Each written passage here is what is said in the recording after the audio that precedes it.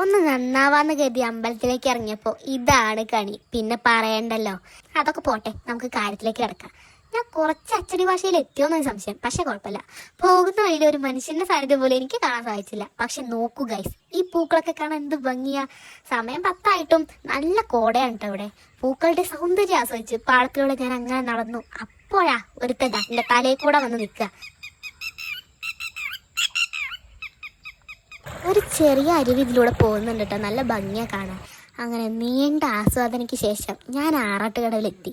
ഇവിടെ വെച്ചാണ് വർഷത്തിലൊരിക്കൽ തിരുമാന്താംകുന്നിലമ്മ എഴുന്നള്ളത്തോടു കൂടി ആറാട്ടിന് വരുന്ന സ്ഥലം. ഇന്ന് തിരക്ക് കുറവാണെന്ന് തോന്നുന്നു. അങ്ങനെ ഒരു വിധം ഈ പടികളൊക്കെ കയറി ഞാൻ അമ്മയുടെ അടുത്തെത്തി. തൊഴുത് പ്രസാദവും വാങ്ങി. പക്ഷെ വീടെടുക്കാൻ പറ്റിയില്ല. മംഗല്യപൂജ കാരണം അവിടെ നല്ല തിരക്കായിരുന്നു. ഇവിടെ ഇരിക്കുമ്പോഴുള്ള ഈ പോസിറ്റീവ് എനർജി അത് വേറെ എവിടെ പോയാലും കിട്ടൂല. അങ്ങനെ അമ്മേനോട് സങ്കടങ്ങളൊക്കെ പറഞ്ഞ് ഞാൻ അവിടുന്ന് ഇറങ്ങി. ഇതൊരു നല്ല ഭംഗിയുള്ള ഇല്ലാണ് കേട്ടോ. ശനി ഞായറാണെങ്കിൽ ഇവിടെ ഒന്നും നിൽക്കാൻ പോലും സ്ഥലം ഉണ്ടാവില്ല. അത്രയും ടൂറിസ്റ്റുകളെ കൊണ്ട് നിറഞ്ഞിട്ടുണ്ടാവും. സത്യം പറഞ്ഞാൽ ഇതൊരു അടിപൊളി ലാൻഡ്സ്കേപ്പാണ്.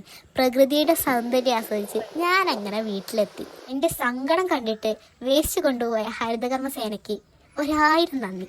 അപ്പോൾ നാളെ കാണാം. ബൈ.